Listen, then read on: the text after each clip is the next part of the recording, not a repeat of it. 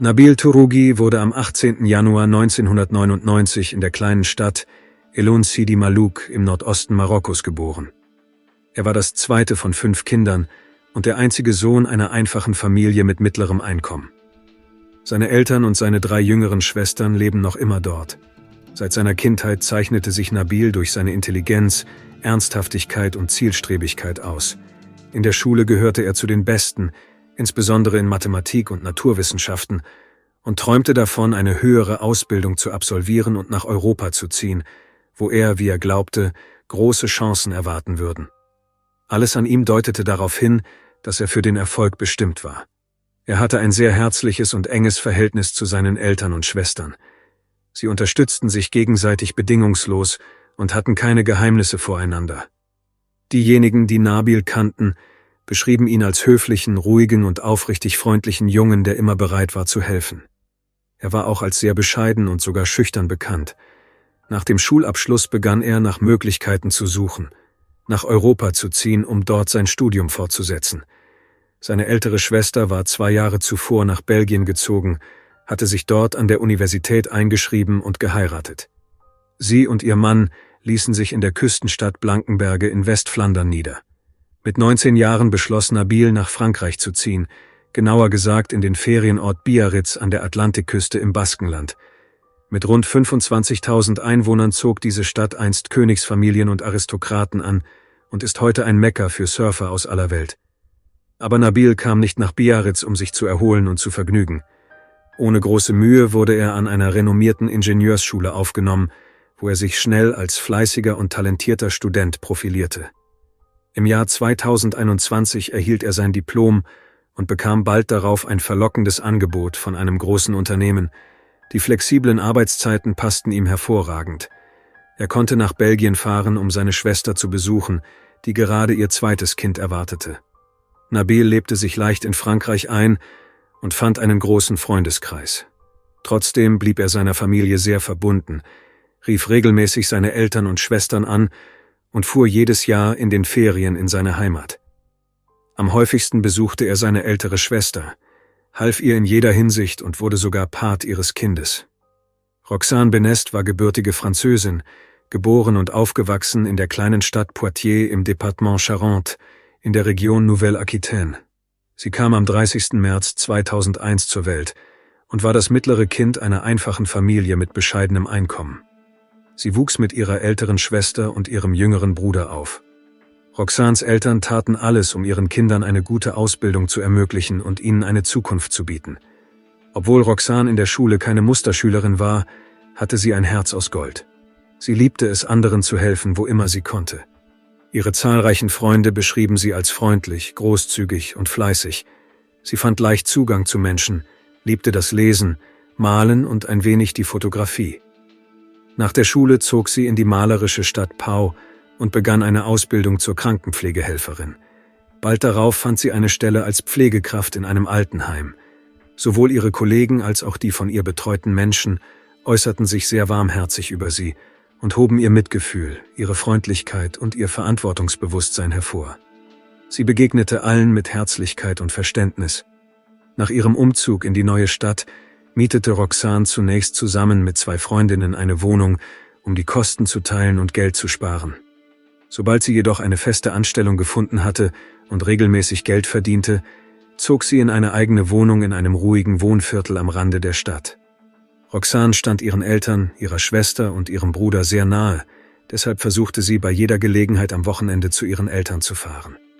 Sie arbeitete viel und fühlte sich oft erschöpft. Aufgrund ihres vollen Terminkalenders blieb ihr kaum Zeit für ihr Privatleben und Kontakte außerhalb der Arbeit. Ihr Privatleben trat in den Hintergrund, aber Roxane beklagte sich nie. Sie glaubte, dass alles zu seiner Zeit kommen würde. Sie hatte mehrere Accounts in sozialen Netzwerken, wo sie mit Freunden kommunizierte, ihre Interessen teilte, Fotos und ihre Zeichnungen veröffentlichte. Auf einer dieser Plattformen lernte sie im Januar 2022 einen Mann namens Nabil kennen. Auch Nabil arbeitete viel und hatte keine Zeit für eine ernsthafte Beziehung. Er war selten in sozialen Netzwerken unterwegs und hatte diese nie als Ort für Bekanntschaften betrachtet, bis er auf Roxanes Profil stieß. Ihr warmes Lächeln und ihre freundliche Ausstrahlung zogen sofort seine Aufmerksamkeit auf sich, und er machte den ersten Schritt, indem er ihr eine Nachricht schickte. Roxane nahm die Freundschaftsanfrage des Fremden an und merkte schnell, dass sie sich gut unterhalten konnten. Anfangs waren ihre Gespräche locker und unverbindlich, aber bald stellten sie fest, dass sie viel gemeinsam hatten, von ihren Interessen bis zu ihrer Lebenseinstellung. Ihr Schriftverkehr wurde zu einem täglichen Ritual.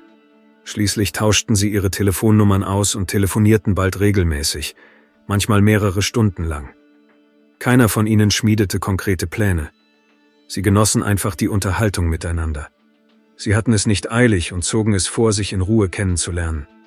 Während seines Besuchs bei seiner älteren Schwester erwähnte Nabil, dass er eine junge Frau kennengelernt hatte, ging aber nicht ins Detail und versprach, später mehr zu erzählen. Auch Roxane erzählte ihrer Schwester von ihrem neuen Bekannten und beschrieb Nabil als einen freundlichen, aufmerksamen und intelligenten Mann. Ihre vollen Terminkalender hinderten sie daran, sich zu treffen, obwohl sie nur wenige Dutzend Kilometer voneinander entfernt wohnten. Aber schließlich fielen ihre freien Tage zusammen und sie verabredeten sich in einem gemütlichen Café. Das Date war für den 14. Februar, den Valentinstag, angesetzt. Das war Zufall, aber beide sahen darin ein gutes Zeichen. Nabil und Roxane hatten eine tolle Zeit und unterhielten sich über Gott und die Welt, von der Vergangenheit bis zu ihren Plänen für die Zukunft. Sie lachten, erzählten sich Geschichten und freuten sich aufrichtig über die Gesellschaft des anderen. Niemand war enttäuscht. Im Gegenteil, beide spürten diesen Funken, aus dem echte Gefühle entstehen können. An diesem Tag machten sie sogar ein gemeinsames Foto und posteten es in den sozialen Netzwerken, wobei sie sich gegenseitig markierten. Dieses Foto wurde später von allen Medien verbreitet, als ihre Namen nicht nur in Frankreich, sondern in ganz Europa auf den Titelseiten landeten. Auf dem Foto sah das Paar strahlend und unbeschwert aus, aber sie konnten nicht wissen, dass ihnen weniger als eine Woche blieb, um das Leben im herkömmlichen Sinne zu genießen. Fast unmittelbar nach ihrem ersten Treffen begannen sie, Pläne für ein zweites Date zu schmieden. Die Gelegenheit ergab sich früher als erwartet. Sie verabredeten sich für Freitag, den 18. Februar 2022. Beide waren voller Vorfreude und überlegten, wie sie den Abend zu einem wirklich magischen Erlebnis machen könnten, indem sie einen romantischen Ort für ihr Treffen auswählten. Roxane beschloss, vorerst niemandem von ihrer neuen Beziehung zu erzählen.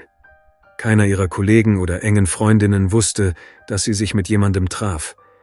Sie vertraute sich nur ihrer Schwester an und sagte, dass sie sich wohl verliebt habe und sich auf ihr zweites Date mit einem Mann vorbereite, den sie im Internet kennengelernt hatte. Auch Nabil schrieb seiner älteren Schwester und erwähnte, dass er am Abend ein Date habe. Er ging nicht ins Detail und nannte ihren Namen nicht, deutete aber an, dass er sie in naher Zukunft seiner Familie vorstellen wolle. Dieser Freitag war klar und sonnig bis zum Sonnenuntergang. Das Paar wurde beim Spaziergang an der Uferpromenade gesehen, wo Roxane einige Fotos von den lokalen Sehenswürdigkeiten machte und sie auf ihrem Account veröffentlichte. Später am selben Abend wurden sie zusammen in einem Café gesehen. Sie saßen da, unterhielten sich und lachten. Zeugen zufolge wirkten sie entspannt und wirklich glücklich, doch kurz darauf verschwanden beide spurlos. Der erste, der etwas Ungewöhnliches vermutete, war ein enger Freund von Nabil, sein Kommilitone namens Anos. Nabil hatte versprochen, gegen 22 Uhr bei ihm vorbeizukommen, um ihm bei einem Ingenieurprojekt für seinen Abschluss zu helfen. Er sagte, er würde vorbeikommen, nachdem er seine Begleiterin nach Hause gebracht hätte, aber er tauchte nicht auf. Weder an diesem Abend noch am nächsten Morgen. Er antwortete nicht auf Nachrichten und alle Anrufe wurden direkt an die Voicemail weitergeleitet. Sein Telefon war ausgeschaltet. Das war ganz und gar nicht typisch für Nabil. Alle kannten ihn als zuverlässigen Menschen, der immer sein Wort hielt. Wenn etwas passiert wäre, hätte er sich auf jeden Fall gemeldet. Besorgt kontaktierte Anos Nabils Schwester. Als sie erfuhr, dass ihr Bruder seit gestern nicht mehr erreichbar war, informierte sie sofort ihre Eltern und wandte sich an die örtliche Polizei. In der Zwischenzeit hatte Roxane am 19. Februar Dienst, aber sie erschien nicht zur Arbeit. So etwas war noch nie zuvor passiert. Sie war eine verantwortungsbewusste Mitarbeiterin, die nie zu spät kam. Anrufe auf ihrem Telefon wurden auf den Anrufbeantworter umgeleitet. Sie antwortete auf keine Nachrichten in den Messengern. Am selben Tag kontaktierten ihre Kollegen Roxanes Eltern und teilten ihnen mit, dass sie verschwunden sei. Ihre Familie kam sofort nach Biarritz.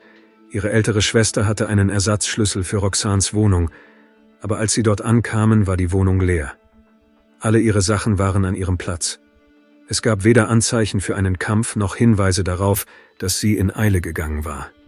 Niemand hatte seit dem vergangenen Abend etwas von Roxane gehört. Keiner ihrer Freunde oder Kollegen hatte sie gesehen oder mit ihr gesprochen. Alles, was sie wussten, war, dass sie sich mit einem Mann verabredet hatte, den sie im Internet kennengelernt hatte. Um keine Zeit zu verlieren, meldeten ihre Eltern sie bei der Polizei als vermisst. Zunächst wurden die Vermisstenanzeigen für Nabil und Roxane getrennt aufgegeben und bearbeitet, da niemand genau bestätigen konnte, mit wem sich die beiden jeweils getroffen hatten.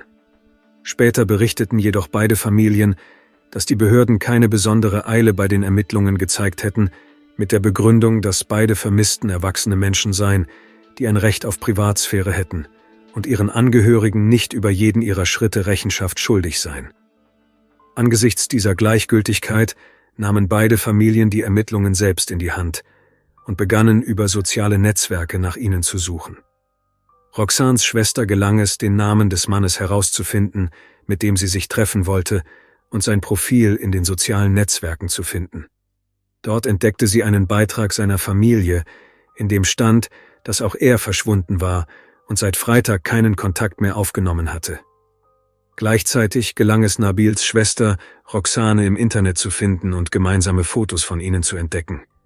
Am Sonntag, dem 20. Februar, nahmen die Familien des vermissten Paares endlich Kontakt miteinander auf. Zunächst kam es zu Spannungen und gegenseitigen Verdächtigungen. Roxanes Verwandte befürchteten, dass Nabil ihrer Tochter etwas angetan haben könnte, während Nabils Familie befürchtete, dass sie ihren bescheidenen Sohn in irgendwelche Schwierigkeiten verwickelt haben könnte. Doch bald wurde beiden Seiten klar, dass sie mit demselben herzzerreißenden Geheimnis konfrontiert waren, und sie schlossen sich zusammen, um gemeinsam nach den beiden zu suchen. Die Familien arbeiteten unermüdlich daran, jeden zu kontaktieren, der etwas über den Verbleib des Paares wissen könnte. Sie gründeten Gruppen in sozialen Netzwerken, in denen sie Fotos von ihnen veröffentlichten und die Öffentlichkeit um Hinweise oder Informationen baten, die bei den Ermittlungen helfen könnten.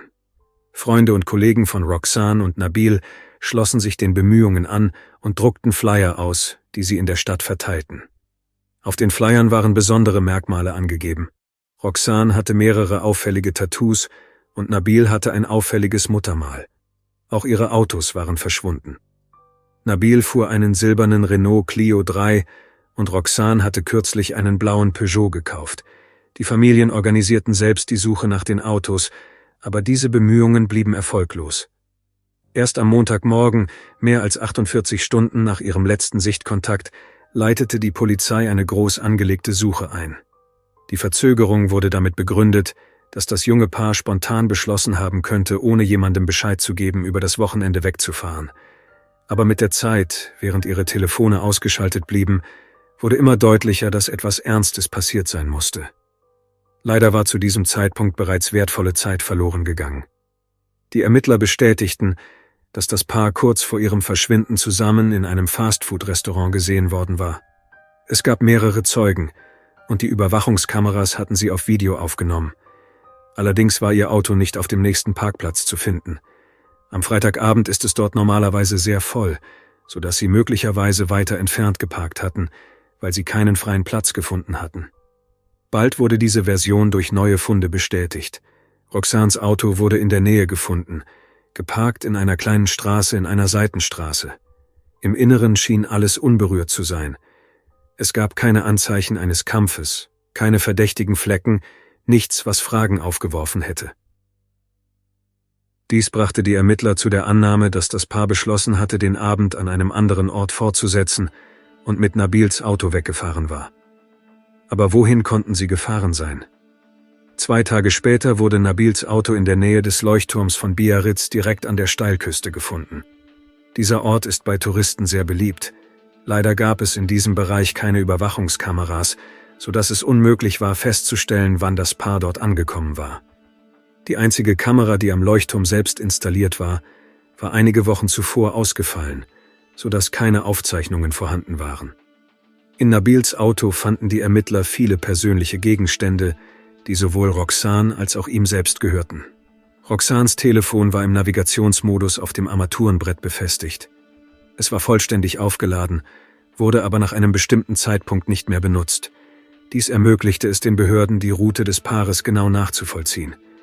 Auf dem Rücksitz lag Nabils Laptop, auf dem Beifahrersitz Roxanes Tasche mit ihren Schlüsseln, Bargeld und Bankkarten. Es entstand der Eindruck, als seien sie nur für ein paar Minuten hinausgegangen und wollten gleich zurückkommen. Nichts im Auto deutete auf Gewalt hin, keine Fingerabdrücke außer ihren eigenen, keine Spuren von Unordnung. Die Ermittler schlossen schnell die Version eines Raubüberfalls oder eines gezielten Angriffs aus. Nur Roxanes Kamera fehlte. Wahrscheinlich hatte sie mitgenommen, um am Abend Fotos zu machen. Roxanes Handy war schließlich leer und das letzte Signal von Nabils Handy wurde gegen 18:30 Uhr registriert. Es wurde von einem Sendemast in der Nähe des Aussichtspunkts Scala Devi auf dem Weg zum Leuchtturm empfangen, von wo aus man einen atemberaubenden Blick auf den Atlantik hat. Dieser Weg umfasst mehrere Aussichtsplattformen, die direkt in den Felsen eingebaut sind. Obwohl das Wetter am Tag ihres Verschwindens klar war, kam am Abend starker Wind auf, der sich zu einem richtigen Sturm entwickelte. An der Küste war das Unwetter besonders gefährlich. Die Wellen schlugen mit voller Wucht gegen die Felsen. Der Höhepunkt des Sturms war genau um 18:30 Uhr. Dies fiel mit der letzten Aktivität von Nabils Telefon zusammen. Auf der Grundlage der vorliegenden Beweise rekonstruierten die Ermittler das folgende Bild. Nach dem Abendessen im Restaurant beschloss das Paar, den Rest des Abends auf einer malerischen Plattform am Leuchtturm zu verbringen, um den Sonnenuntergang zu beobachten. Roxane, die sich für Fotografie begeisterte, hatte ihre Kamera mitgenommen, um die Aussicht festzuhalten. Während sie auf einer der Aussichtsplattformen standen, verschlechterten sich die Wetterbedingungen drastisch. Als sie versuchten, zu ihrem Auto zurückzukehren, schlugen mächtige Wellen gegen die Felsen, und eine davon könnte sie mitgerissen haben. Fast alles schien diese Version zu bestätigen. Aus diesem Grund kamen die Strafverfolgungsbehörden zunächst zu dem Schluss, dass der Vorfall keinen kriminellen Hintergrund hatte, und erwogen, den Fall ohne weitere Ermittlungen zu schließen. Sie stellten sogar die zweitrangige Version auf, dass das Paar sich freiwillig das Leben genommen haben könnte. Eine solche Erklärung hätte ebenfalls die Notwendigkeit einer weiteren Untersuchung beseitigt, und die Akten hätten zu den Akten gelegt werden können. Aber die Familien von Roxane und Nabil waren strikt dagegen. Die Angehörigen von Nabil Turugui und Roxane Benest forderten, dass die Ermittlungen fortgesetzt werden. Da die Leichen nie gefunden wurden, blieb die Hoffnung, dass die jungen Menschen noch am Leben seien und Hilfe brauchen könnten. Roxanes Schwester fand in ihrer Wohnung ein Notizbuch mit den Passwörtern für ihre Social-Media-Konten. Nachdem sie sich Zugang verschafft und alle ihre letzten Nachrichten durchgesehen hatte, fand sie nichts Beunruhigendes oder Verdächtiges. Es stellte sich heraus, dass Roxane fast ausschließlich mit Nabil kommuniziert hatte. Ihre Beziehung war herzlich und respektvoll, und beide freuten sich offensichtlich auf ihre Treffen. Sie planten ihre Verabredungen detailliert und kümmerten sich aufrichtig umeinander. Es gab keinen einzigen Hinweis darauf, dass einer von ihnen daran gedacht haben könnte, sich das Leben zu nehmen. Die Strafverfolgungsbehörden bestanden darauf, dass alle Versionen gültig blieben, bis Nabil und Roxane gefunden würden, lebendig oder nicht. Eine der Theorien ging davon aus, dass das Paar möglicherweise freiwillig verschwunden war. Beide Familien lehnten diese Version jedoch kategorisch ab. Seit dem Tag ihres Verschwindens hatte keiner von ihnen seine Bankkarte benutzt, seine Post abgeholt, sich in sozialen Netzwerken gemeldet oder eines seiner Geräte eingeschaltet. Die Familie von Nabil, die selbst in einer Region lebte, die nicht gerade für ihre Ruhe bekannt ist, glaubte, dass das Paar gegen seinen Willen entführt worden sein könnte. Besonders beunruhigend fanden sie, dass ihre persönlichen Gegenstände gut sichtbar im Auto zurückgelassen worden waren, als wären sie nur kurz weggegangen. Sie befürchteten, dass jemand sie unter einem harmlosen Vorwand herausgelockt und dann entführt haben könnte.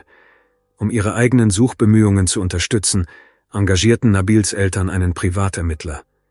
Sie hielten es für möglich, dass ihr Sohn und seine Begleiterin irgendwo festgehalten wurden und auf den richtigen Moment warteten, um Forderungen zu stellen.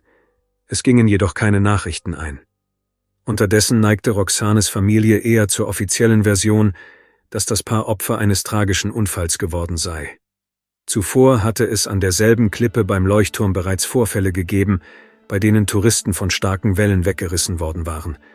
Dennoch bestanden Roxanes Angehörige darauf, dass man sie nicht für tot erklären könne, solange ihre Leichen nicht gefunden worden seien.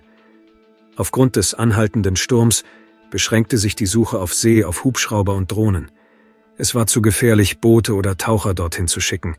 Als sich das Wetter endlich beruhigte, war bereits zu viel Zeit vergangen und es konnten keine Spuren des Paares gefunden werden. Seit dem Verschwinden des Paares sind bereits mehr als 3 Jahre vergangen. Dennoch ist der Fall noch immer nicht abgeschlossen.